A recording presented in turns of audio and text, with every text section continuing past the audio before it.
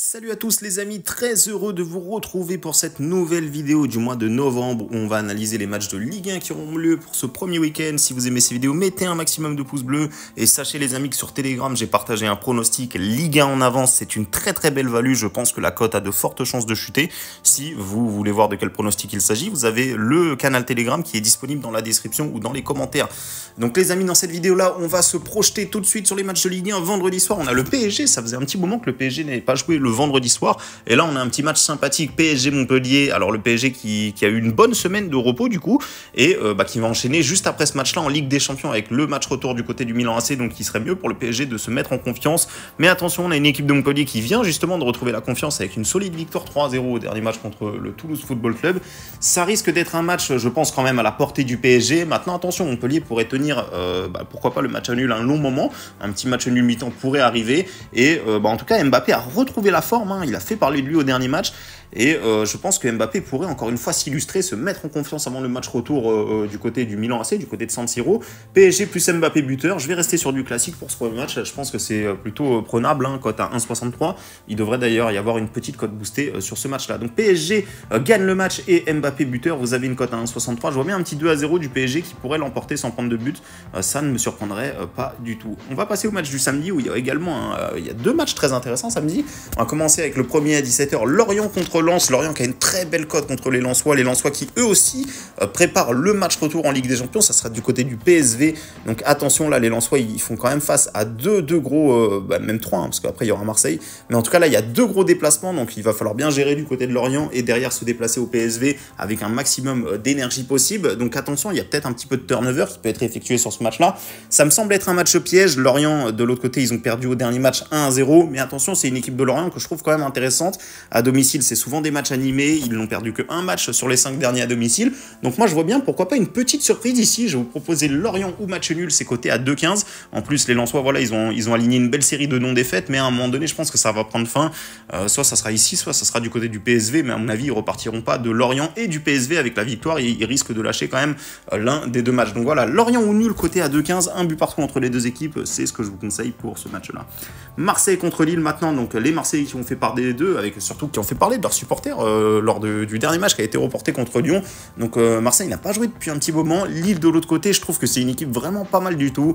C'est une équipe très difficile à battre et du côté du Vélodrome, ça va être encore une fois un très beau choc pour les Marseillais qui, pour moi, voilà, sont quand même à domicile. Ça fait quand même 5 matchs d'affilée qu'ils n'ont pas perdu. C'est plutôt intéressant pour l'OM qui obtient des stats vraiment pas mal à domicile. Et du côté de Lille, c'est une équipe qui a concédé quand même pas mal de matchs nuls ces derniers temps à l'extérieur. Donc moi, tout simplement, ici, c'est un match assez équilibré. C'est souvent difficile de donner un favori entre ces deux confrontes, ces deux équipes, tout simplement.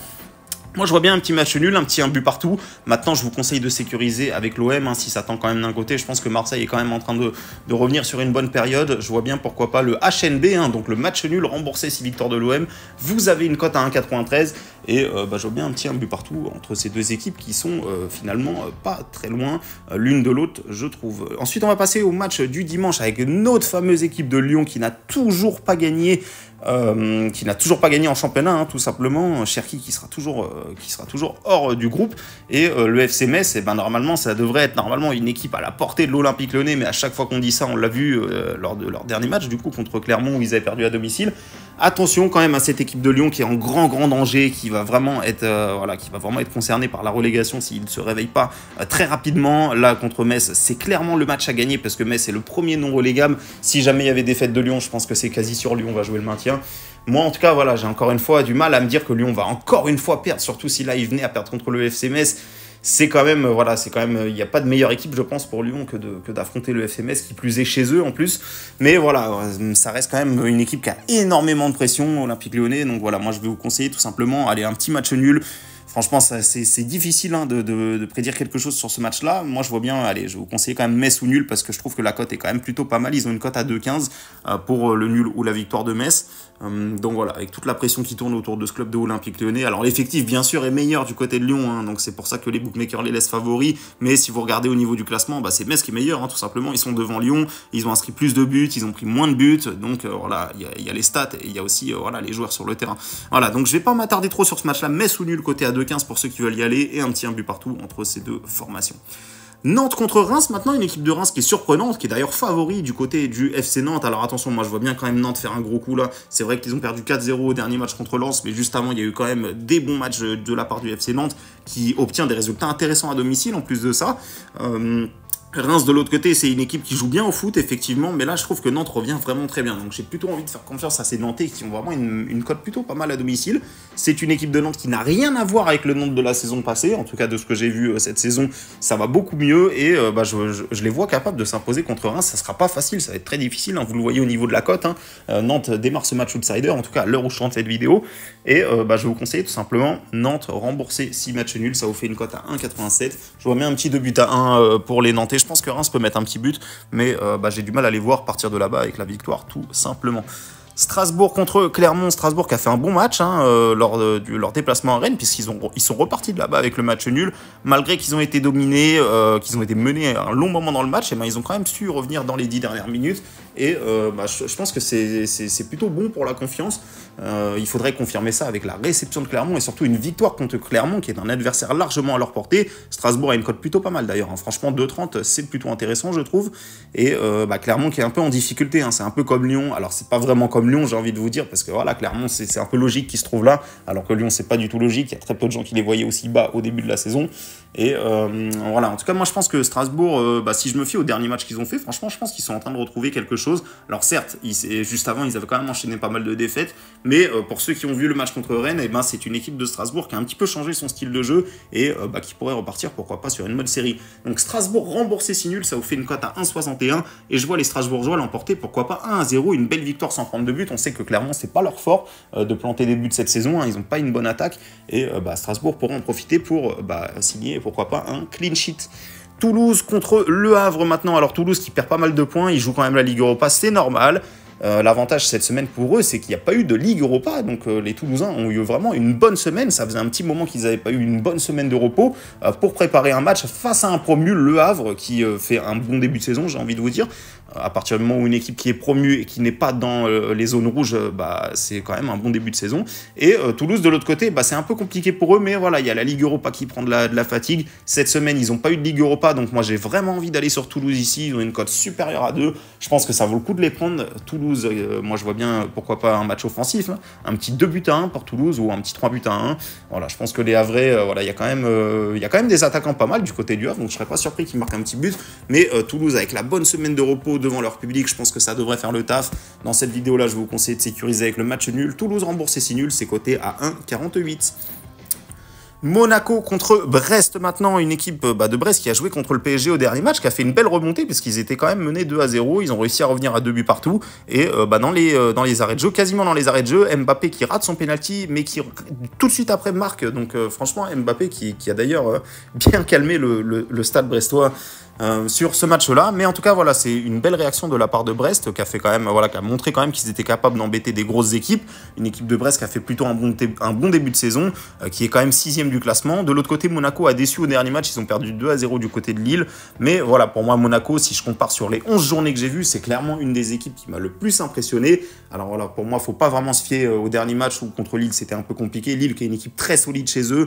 Là, Monaco, ils sont quand même contre le Stade brestois où ils vont démarrer favoris. Je trouve qu'ils ont une cote vraiment pas mal, hein. Elle est presque à 1,70 pour un Monaco-Brest. Je trouve ça vraiment intéressant. Je pense que les Monégasques, voilà, ils vont peut-être se remettre assez rapidement de cette défaite, hein. On sait que voilà, quand ils ont eu leur défaite contre Nice, juste après, ils avaient gagné contre Marseille, donc ils avaient su réagir immédiatement par une victoire. Je pense que c'est largement à leur portée et je pense que la cote est vraiment pas mal. Franchement, quasiment 1,70 pour Monaco à domicile contre Brest. Je trouve ça vraiment value. Donc moi, je vais vous conseiller une victoire de Monaco et je vois bien pourquoi pas un petit 2-0. Le dernier match qui sera le grand match du dimanche soir, du coup, qui sera OGC Nice, qui est leader du classement à l'heure où je tourne cette vidéo. Alors, ils pourraient perdre leur première place si le PSG venait à l'emporter. Qui vont recevoir le Stade Rennais, qui m'a déçu un petit peu au dernier match. Comme je vous le disais, ils étaient contre Strasbourg, où ils menaient 1-0. Ils auraient dû aggraver la marque. Ils ont laissé les Strasbourgeois en vie. Et forcément, ils se sont fait rattraper en fin de match. Donc, attention pour les Rennais, qui, bon, certes, en Ligue Europa, ça va plutôt bien. Mais en championnat, ça fait un petit moment que ça va pas du tout. Je crois qu'ils ont déjà perdu 6 fois cette saison. Ils sont 8e au classement. classement, ils commencent à prendre beaucoup de retard. Le Stade Rennais a vraiment intérêt à prendre rapidement des points s'ils veulent jouer quelque chose cette saison. De l'autre côté, l'OGC Nice est sur un petit nuage. Hein. Vraiment, ils sont premiers du classement, 10 matchs joués. Alors, ils n'ont pas beaucoup de buts inscrits parce qu'ils ont marqué que 11 buts en 10 matchs. C'est pas une bonne attaque, mais quand on regarde la défense, c'est tout simplement impressionnant. Ils n'ont encaissé que 4 buts cette saison et c'est la meilleure défense du championnat. Donc, vraiment, chapeau aux Niçois. Défensivement, c'est vraiment une équipe très très solide et c'est extrêmement difficile de leur marquer des buts. Mais je vais quand même vous conseiller des buteurs sur ce match-là parce qu'il y a un buteur qui m'intéresse vraiment du côté de Nice, c'est Terem Moffi qui n'a pas marqué depuis un long moment avec l'OGC Nice. Hein. La dernière fois qu'il a marqué, c'était face au PSG lors de la victoire justement au Parc des Princes où il avait réalisé un très bon match. Et de l'autre côté, on a un ancien joueur de Nice qui va jouer, c'est tout simplement Amine Gouiri. Et vous le savez les amis, les anciens joueurs qui jouent les joueurs qui jouent contre leurs anciennes équipes ont souvent une motivation supplémentaire, ils ont envie de briller.